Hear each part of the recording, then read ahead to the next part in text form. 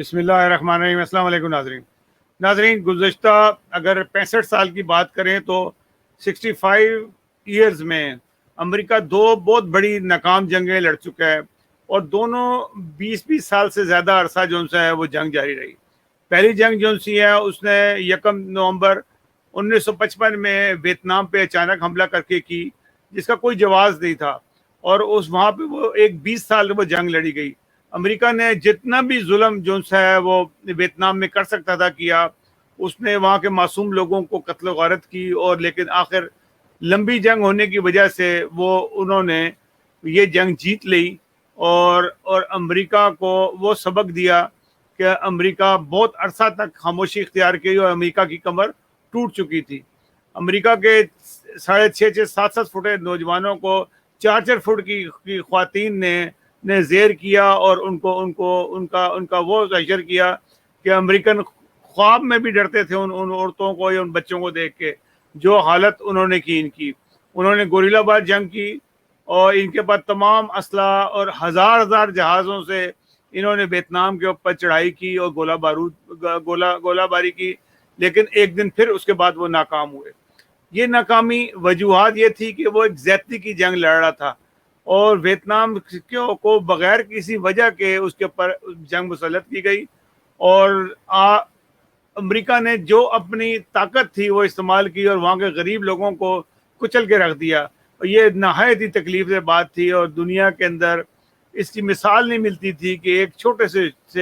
سے علاقے پر جس طریقے سے انہوں نے حملہ کیا، اور ان لوگوں کے اوپر ظلم کیا، ان کو انہوں نے ایسا کیا کہ پانی کے گرم ابلتے ہوئے کڑاؤں میں ڈال کے ان لوگوں کو ان کو ابالا ویتنامیوں کو، لیکن اس کے باوجود انہوں نے ہار نہیں مانی اور ان کو وہاں سے بھگا دیا، اور امریکہ اپنی شکست تسلیم کر کے امریکہ کو ایک دن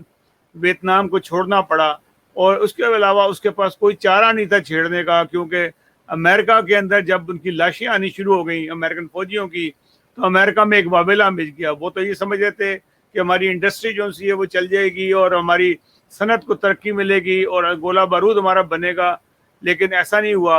اور امریکہ کو آخر شکست فاش ہوئی، اور ویتنام جو ہے وہ کامیاب ہوا، اور اس کے بعد ویتنام نے آزادی کا سانس لیا۔ اس کے بعد امریکہ مختلف ملکوں میں جو کہتے ہیں نا چھیڑ خانی کرتا رہا، جسے ہم پنگا بھی کہتے ہیں، چھیڑ خانی کرتا رہا، اور اس کے بعد اس نے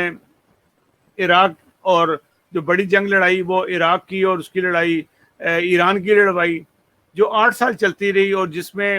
لاکھوں لوگ جو سے ہیں مارے گئے دونوں طرف سے، اور امریکہ نے ایران کو کمزور کرنے کے لیے عراق کو بیوقوف بنایا۔ پھر یہ جنگ ختم ہوئی تو عراق کو خود تیش دلا کے کویت کے اوپر حملہ کروایا، اور جب کویت پہ حملہ ہو گیا اس نے کہا، اور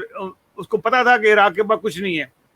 کویت کے پاس تو ہے ہی، وہ کویت تو وہ فوجی ملک ہی نہیں ہے کہ وہ لڑے، وہ تو ایک صنعتی ملک ہے، تیل پیدا کرتا ہے، اور اس کے علاوہ اس کے پاس کچھ نہیں ہے۔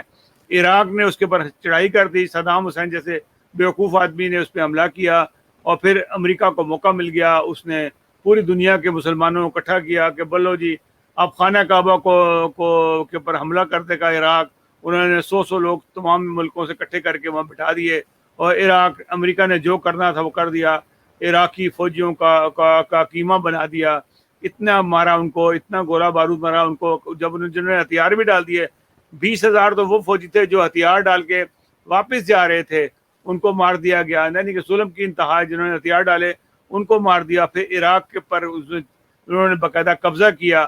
وہاں پہ بھی ناکام ہو گئے، وہاں سے بھی نکلے، اور ابھی بھی وہاں کسی نہ کسی طریقے سے ان کا اثر ہے عراق کے اندر۔ امریکہ کو کوئی نہیں پوچھتا، امریکہ کا حال خراب ہے۔ پھر اس کے بعد 9/11 کا واقعہ ہوا، انہوں نے کہا جی ہم نے اس کو اسامہ بن لادن کو ہنستے ہوئے دیکھا ہے ایک ویڈیو میں، جب اس کو پتہ لگا تو ہنس رہے تھے، تو اس کا مطلب ہے کہ انہوں نے جو ٹوئن ٹاور تھے امریکہ نیو یارک کے، ان کے اوپر حملہ کرایا، اور انہوں نے ایک منصوبہ بندی کی، پاکستان کو تیش دلایا، پاکستان کی بیسس کو استعمال کر کے افغانستان پہ حملہ کیا۔ 20 سال امریکہ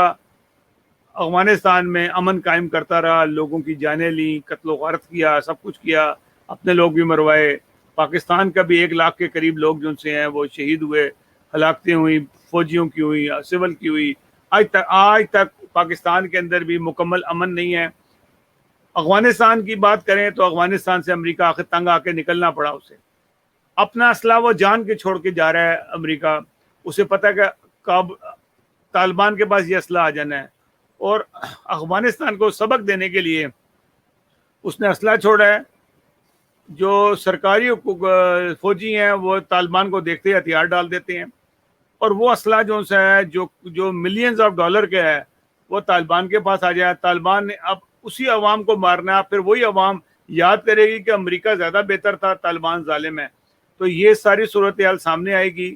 امریکہ کے متعلق ابھی طالبان کے بارے میں یہ ہے کہ افغانستان کی بات جو میں کر رہا ہوں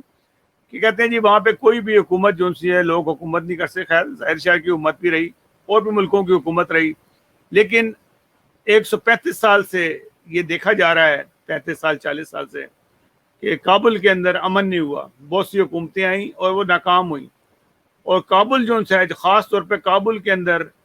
یہ بات ہے کہ جیسے کہ وہ بدوایا ہوا ہے کہ اس وہاں پہ امن نہیں ہوگا۔ امن اس صورت میں نہیں ہوگا کہ وہاں ایسے ظلم ہوئے ہیں کابل میں جس کی مثال نہیں ملتی، اور ایک خدا کے بندے کو پہ ظلم ہوا، شہزادہ عبداللطیف کو صرف اس بنا میں مارا گیا، ان کو سنسار کیا گیا کہ انہوں نے اپنے آپ کو احمدی ہو گئے تھے۔ وہ حضرت مرزا صاحب کو انہوں نے تسلیم کیا، جس کی بنا کے اوپر ان کو شہید کر دیا گیا، جس کے اوپر حضرت مرزا صاحب نے یہ فرمایا کہ کابل تیری زمین پہ تم نے اتنا ظلم کیا، یہ خون رہے گا نہیں جائے گا، اور تیری زمین پہ کبھی امن نہیں ہوگا۔ اس کے بعد سے آج تک افغانستان میں امن نصیب نہیں ہوا۔ اللہ جانے کہ کب ان کی یہ معافی مانگتے ہیں اور کب ان کے اوپر جو سے خدا تعالیٰ کا رحم ہوتا ہے۔ جب تک یہ معافی نہیں مانگیں گے اللہ تعالیٰ سے اس وقت تک رحم نہیں ہوگا۔ ابھی تو فی الحال کچھ نظر نہیں آتا، ابھی تو مزید ظلم کے بادل جو سے ہیں افغانستان کے سر پہ ہیں، اور افغانستان کب ٹھیک ہوگا یہ کوئی پتہ نہیں ہے، کیونکہ اب انڈیا کی کوشش ہے کہ وہ افغانستان میں گھسے اور کچھ نہ کچھ ایسا ظلم کرے جس کے بعد جو ہے افغانستان کو وہ کنٹرول کر رہے۔ لیکن تو لگتا یہ ہے کہ اگر انڈیا کو ابھی سبق نہیں ملا امریکہ کا، اگر تو انڈیا داخل ہو گیا افغانستان میں تو جو جنگجو ہیں انہوں نے انڈیا میں جا کے بھی انڈینز کو مارنا ہے۔ یہ انڈینز کی غلط فہمی ہے کہ ان لوگوں کو یہ قابو کر لیں گے، وہ قابو آنے والے لوگ نہیں ہیں۔ انہوں نے جس طرح سے امریکہ سے جنگ لڑی ہے اس کی مثالیں کمی ملتی ہیں تاریخ میں۔ ناظرین، ہم کوشش کرتے رہیں گے کہ افغانستان اور کے بارے میں آپ کو خبر دیتے رہیں، کیونکہ افغانستان اس وقت سب سے ٹچی معاملہ ہے پورے خطے میں،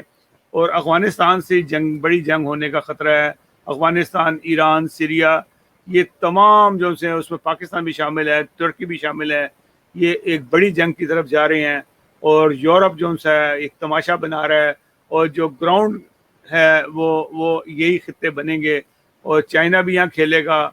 اور روس بھی یہاں کھیلے گا، امریکہ بھی یہاں کھیلے گا، اور ہمارا جو بیٹل گراؤنڈ بننا ہے یہ 5-6 ممالک ہیں جس کے اوپر خطرہ جو ہے وہ منڈلا رہا ہے۔ اللہ تعالیٰ رحم کرے اس خطے کے اوپر کہ یہ ظالم جو بڑی طاقتیں ہیں یہ کیا کھیل کھیلتی ہیں، آگے آپ دیکھیے گا انشاءاللہ تعالیٰ آپ کو گائے بغار اطلاع کرتے رہیں گے۔ اگلے پروگرام تک کے لیے ہمیں اجازت دیجیے گا۔ ناظرین، ہمارے پروگرام پسند آئیں ہمارے چینل کو سبسکرائب ضرور کیجیے گا، اور اسے زیادہ سے زیادہ شیئر کریں تاکہ ہمارا پیغام جو ہے ہر گھر تک پہنچ سکے۔ اللہ حافظ الناصر۔